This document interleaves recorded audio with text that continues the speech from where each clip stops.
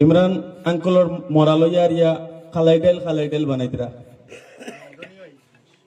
তো তীব্র নিন্দা জানাই, তীব্র ধিক্কার জানাই। আমি জানি কিছু ফেসবুক, কিছু ব্লগার, কিছু পেজার আছেন যারা ভিউ পাইবার লাগেন। গতদিন ইমরানের 2 সন্তানরে দ্বিতীয় দফা কবরস্থ করার পর আমি ডাক দিছি, সামনে আইসেন ওখানে দিয়ে এই ও তো ইমরানের ফাইনি দিয়ে বললেন, মানে নিজের মানুষের জ করবার লাগে, তার ভিউ বাড়াইবার লাগে একজন পেজার আমার এত অঞ্চলের ব্লগার। তো এরারে গাল ফট্টি বেরিয়ে একটা সর দিবা যারা আবেগ লইয়া, মানুষের আবেগ লইয়া খেলা করে। আর আমরা তো না যদি কেউ এই ধরনের মিমিক্রি করিয়ে তখন যদি ধরা পড়ে আমি তার উপরে এফআইআর করব। আসসালামু আলাইকুম। আজকে এখানে যারা জমায়েত হয়েছেন আমরা আপনাদের প্রতি কৃতজ্ঞ। আমরা দেখি সেদিন যখনই ইমরানের মৃত্যুর খবর ছড়িয়ে পড়ে গত 10 আগস্ট তারিখে, আমার ভাই অত্যন্ত প্রাঞ্জল ভাষায় সে বিষয়গুলো আপনাদের উদ্দেশ্যে তুলে ধরেছেন। আর সে ঘটনার একজন প্রধান সাক্ষী বলেও আমি তাকে উল্লেখ করব, কেননা তিনি এই মুহূর্তে যে বিষয়টি আমাদের সম্মুখে তুলে ধরেছেন এতটুকু কাজ থেকে কিন্তু আমরা কেউ দেখিনি। সেদিন যে ঘটনাটি সংঘটিত হয়েছিল তিনি কিন্তু সেখানেই ছিলেন। আমরা দেখি যখনই মৃত্যুর সংবাদ ছড়িয়ে পড়ে তখন সমস্ত এলাকার মানুষ আবেগিক হয়ে ওঠেন। আর বাঘাবাজার থেকে শুরু করে যেটা রাস্তা ইমরানের বাড়ি পর্যন্ত পৌঁছানো, এক প্রকার যানজটের সৃষ্টি হয়।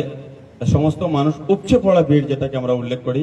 ইমরানের মৃতদেহ যখনই নিয়ে আসা হচ্ছিল তখন আমরা দেখি বাঘাবাজার থেকে বা ইসলামাবাদ চট্টগ্রাম থেকে শুরু করে আমরা দেখি বিভিন্ন স্তরের জনসাধারণ, ইভেন মহিলা পুরুষ সকলেই সড়কে বেরিয়ে আসেন। তো তার পরবর্তীতে আমরা দেখেছি ইমরানের যেটা জানাজা, সেই জানাজায় অগণিত মানুষের ঢল। আমরা দেখেছি ইমরানকে শেষবারের মতো দেখতে জাতি, ধর্ম, বর্ণ নির্বিশেষে সকল স্তরের মানুষ সেদিন পৌঁছেছিলেন। তো সেই বিষয়গুলো প্রমাণ করে ইমরান মানুষের হৃদয়ে বাস করত। সেই বিষয়গুলো প্রমাণ করে ইমরান কি ছিল। আমরা যতক্ষণ ইমরান আমাদের সঙ্গে ছিল, যতক্ষণ আমরা তাকে কাছ থেকে দেখেছি, তখন যেভাবে দেখেছিলাম তার মৃত্যুর পর আমরা যেটা দেখেছি তাতে প্রমাণিত হয়েছে এখানে যে ইমরান আমাদের থেকে একটু আলাদা ছিল, যেটা আমার ভাই ইতিমধ্যে সে বিষয়টি প্রকাশ করেছেন। আমরা দেখি মানুষ মরণশীল, সেটা আমাদেরকেও বিশ্বাস করতে হবে। এ জীবনে কেউ মৃত্যুকে কেউ আটকাতে পারবে না, সেটা অনস্বীকার্য সত্য। মৃত্যু আসবে, মৃত্যু হবে মানুষের। তো তার মধ্যে থেকে স্বাভাবিক মৃত্যু আর অস্বাভাবিক মৃত্যু দুটা রয়েছে। ইমরানের যেটা মৃত্যু সেটা স্বাভাবিক মৃত্যু ছিল না, যদিও যারা এই হত্যাকাণ্ড এখনো পর্যন্ত প্রায় প্রমাণিত হয়ে গিয়েছে।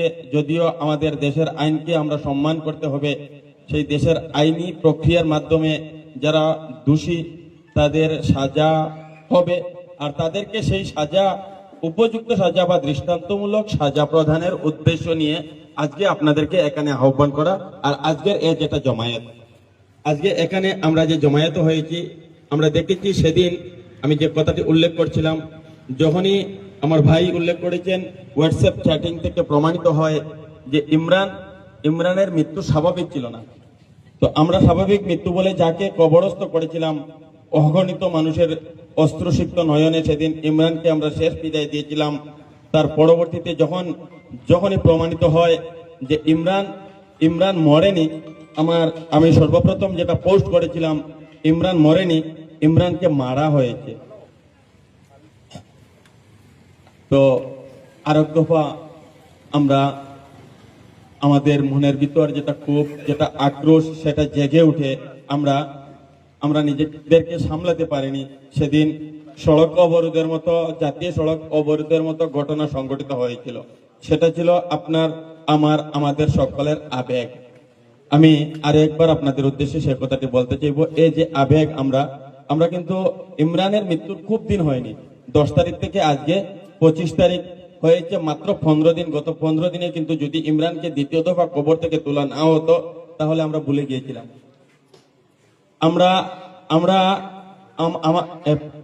পিতার মৃত্যু পর্যন্ত আমরা বলে যাই, 40 দিন পর্যন্ত বড় জোর আমরা মনে রাখি, তার পরবর্তীতে আমরা বলে যাই।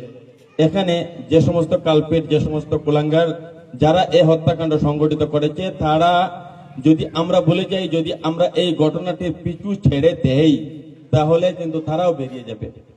বর্তমান সময়ে তারা কিন্তু অত্যন্ত প্রভাবশালী, আমরা উল্লেখ করছি।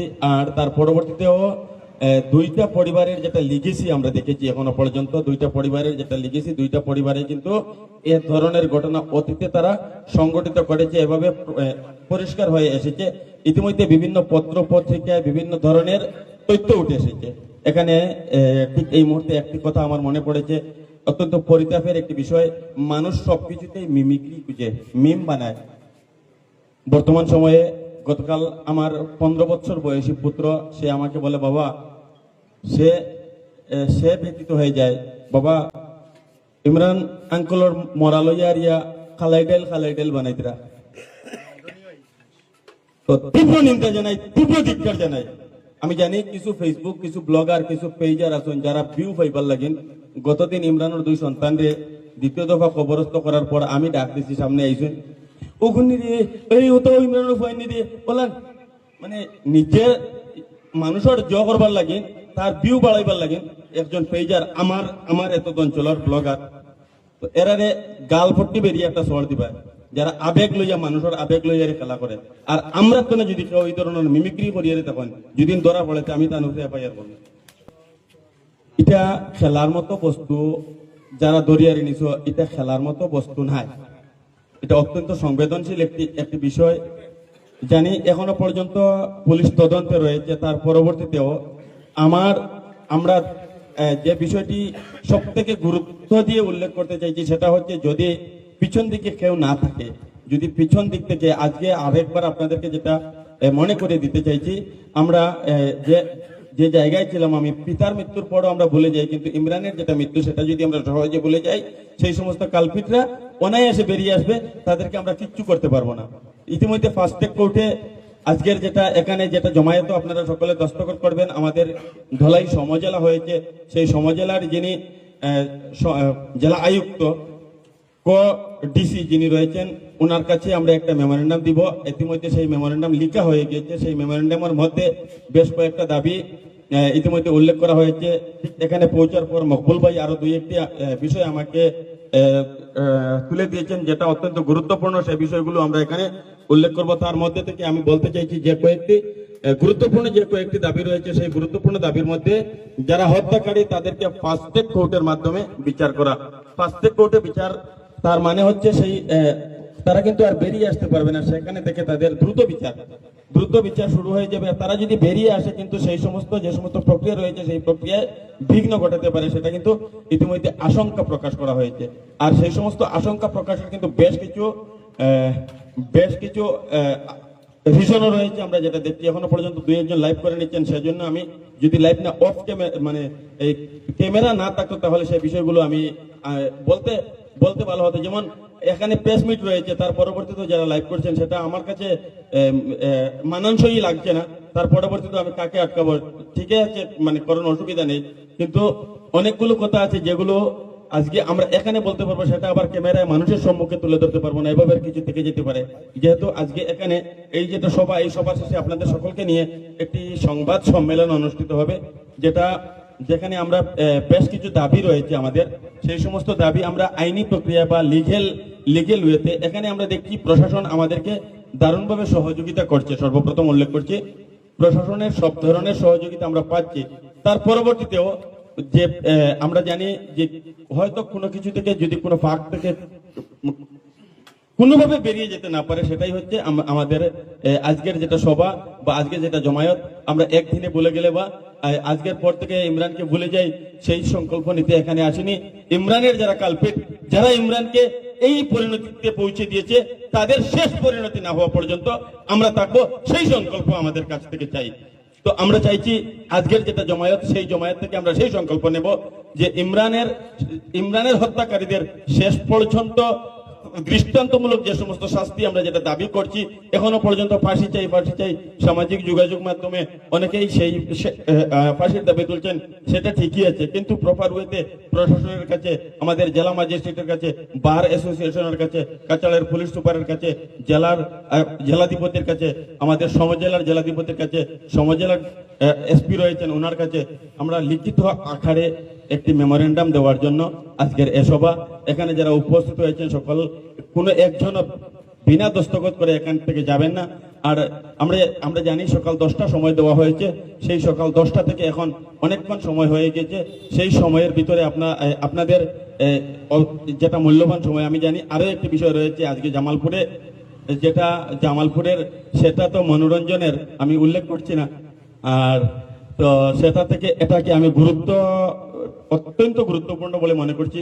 এখানে শিলচর থেকে অনেকজন সাংবাদিক আসার কথা ছিল, দুর্ভাগ্য আমাদের রাস্তা ভালো না, তার পরবর্তীতেও 3-4 জন আসছেন। তারা আসার সাথে সাথে আপনারা বর্তমান সময়ে যারা এখানে উপস্থিত হয়েছে সকলকেই আমি ক্যামেরার পিছনে যাইব, তখন যখন আমরা সেই প্রেস মিটটা করব তখন কথা বলবেন কয়েকজন, আপনাদের সকলকে যদি আমি ক্যামেরার পিছনে পাই তখন আমরা দেখাতে পারবো এখানে যারা কথা বলছেন তারা একা নয়। আর আমরা জানি সেই একা যদি কেউ থাকে তাহলে তাকে কিন্তু যে কোনো সময়